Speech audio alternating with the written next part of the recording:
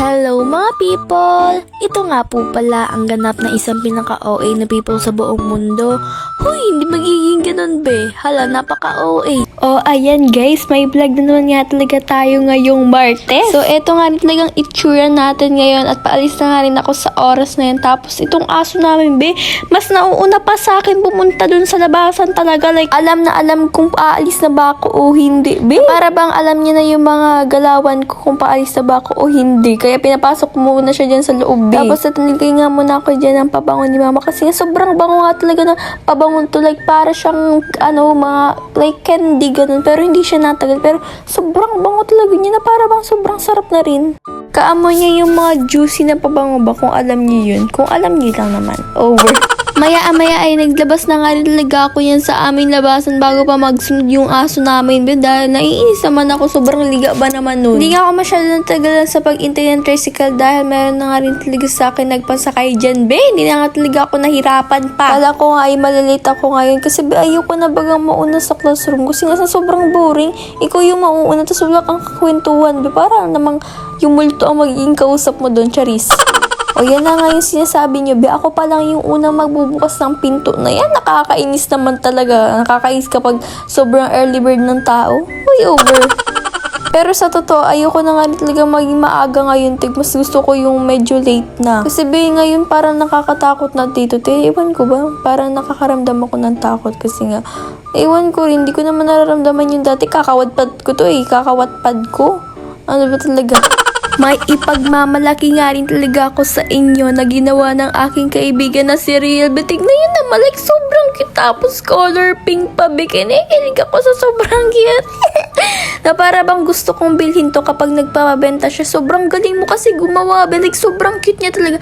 Like as in, like sobrang hinikilig ako siguro kapag sinuot ko lang to. Kasi sobrang cute. Napaka-kuket niyang tignan. Aminin nyo guys. Kaya kapag bebenta ka nito, ay bibili talaga ako pag-iipunan ko. And eto, recess time na nga rin na to. Tapos, next subject namin ay wala nga rin talaga kaming teacher. Kasi nga wala yung aming third subject na pang umaga talaga. Pumunta nga muna kami dito kala Glaysa. Kasi nga wala kaming mapuntahan. Dito lang kami pwedeng tumambay na pwedeng pagdikutan ng kahit ano. Tingnan nyo naman, so diba? Sa aminin nyo, sobrang magkamukha talaga kami kasi nga pares kaming cute. Ay!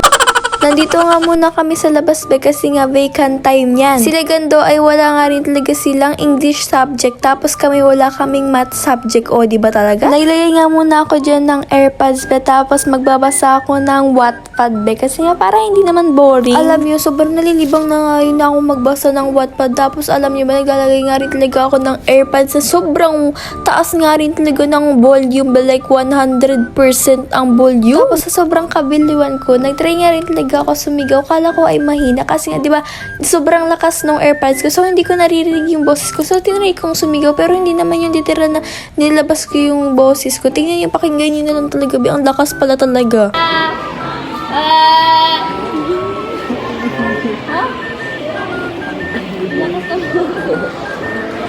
Malakas? Nakakaya. Ang lakas pala talaga yung boses ko. Bakit nga ba kasing sumagi na sa isip ko na sumigaw? Ano ba naisip ko dyan, Ben? Na sobrang random nga rin talaga ng taong to. Umalis na dyan si Gando, guys, at kami na lang dito ni Riel ang natira. Tapos may sumingit na tao. Nanagangalan Chandler. Umupo sa tabi ni Riel. Kaya gumilid kami. Na para bang na-addict na dun sa may be, yung mga napapanood sa Reel sa Facebook, yung mga ganun, be. Nagagaya ko na yung boses niya. Like, pumunta kami sa... Ayoko na. And eto, dati lang nagbabasa pa rin ako. Tapos, ayun, napansin ni Chandler yung malamang yung camera. Ayan guys, last subject na nga ng pang-umaga yan. Kaya lunch break na rin talaga sa mga oras na yan. O ba? Nag-fast forward na nga rin talaga kami. Pero meron nga talaga kaming nag-lesson nga rin talaga kami sa last subject. And pumunta kami kila Ate Jenny para kumain nga rin talaga ng tanghalian. Ang tanghalian ko nga po pala dyan is chicken pastil. Tapos itong si Steven, hinarap pa sa niyan. Alam na nagbibideo ako kasi hindi nga alam na nagbibideo pala ako guys. Kaya shoutout sa'yo, te. So ayan guys, kain muna tayo. Gusto nyo ba? Sige na, magtagista kayo sa camera. Charis!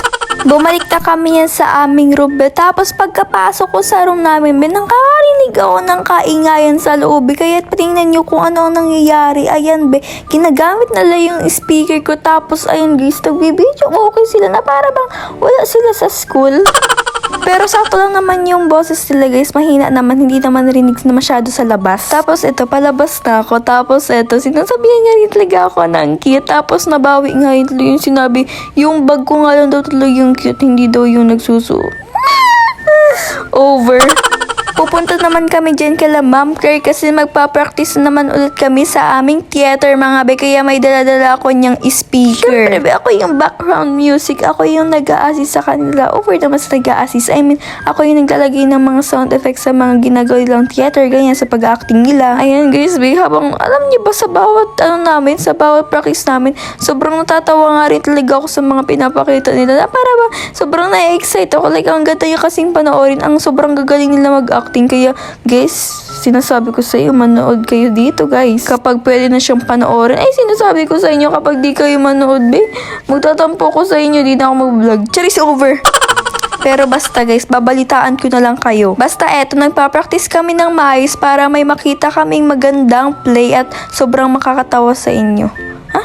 I mean, sobrang makakapatawa sa inyo, ganun. Bumaba na kami nito dahil magta-time na nga yan na tapos na nga kami mag-practice sa aming theater mga be. Fast forward na nga be, ayan, second subject na nga namin ito ng panghapon at wala nga rin talaga yung teacher namin. So, ang mga pinagagawa ko nga dyan ay nag-review kami para sa quiz namin sa Pilipino be. Tapos dyan be, ginagaya ko nga rin talaga yung boses ng mga, alam niyo yung napapanood sa reels be, yung mga movie na parang ano siya, like, parang bino-voice over din pero yung tunog ay may isang bata, ganun be. Kaya ayun siya, natatawa sa sarili niya be, nababaliw na talaga. Yung alam niyo yung yung tapos yung isa yung ano ba talaga, yun na yun, sige na. Na para bang may naintindihan.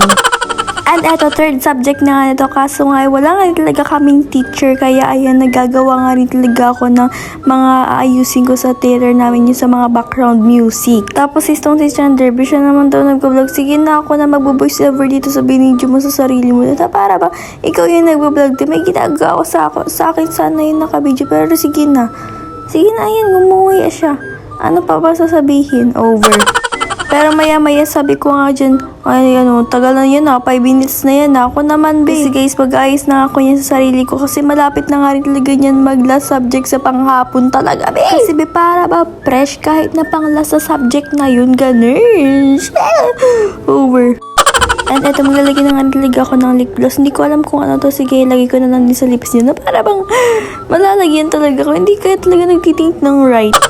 And ayan siya, okay naman siya, pero hindi ko bet yung color niya. And naglagay nga rin talaga ako ng pabango dyan, be. Kasi nga, ito nga rin tagabigay ni mama na pabango. Kasi nawala yung favorite ko na pabango, be. Natapon natin ni mama, be. Kasi nga, unti na lang talaga yung laman yun, pero tinitipid ko pa rin. Eto, tapos na nga kami niya sa last subject, be. Pupunta kami sa sarili naming room kasi nga maglilinis kami. Pero hindi naman ako luminis dyan, be. Nagpapanggap lang yan siya. Binibigyan na nga ako dyan ni Nicole ng walis, be. Pero sabi ko, ayoko, nagbablog ako dito. Na para bang ayaw mang-istorbo, be. Kaya kumanta na lang ako dyan para mas malaki yung ambag ko para ma-relax sila sa boses ko. Eto guys, lumabas na nga kami niya sa room. Tapos eto naman nga talaga si Glyza. Ngayon yun na lang ulit nakita siya sa video ko. Tapos ayan, naglalagay nga rin talaga kami ng kiss mark dyan sa isa't isa. Para ba mga kiss mark na magkambal? Ay, over! Diyan talaga magbanding ang magkambal. Over. Dito naman kami magpa-practice ng aming theater ulit dito sa may covered court namin. I mean sa quadrangle ba. Yung ito nababaliw na naman. Sobrang addict na namin yung tan may isang bata. Lumalakpas sa Basta guys, baka i-post ko sa reels ko to tapos i-unmute ko nga rin talaga. Sobrang LT nga rin talaga ng mga pinagagawa ng tao na to. Tapos nagmamic pa yun sila na para bang wala nga rin talaga mga tao pa dito sa school. Inabot na kami ng medyo gabi-gabi na nga rin talaga niyan sa pag-practice namin sa theater. Tingnan nyo naman nga rin talaga. Padilim na nga rin talaga niyan.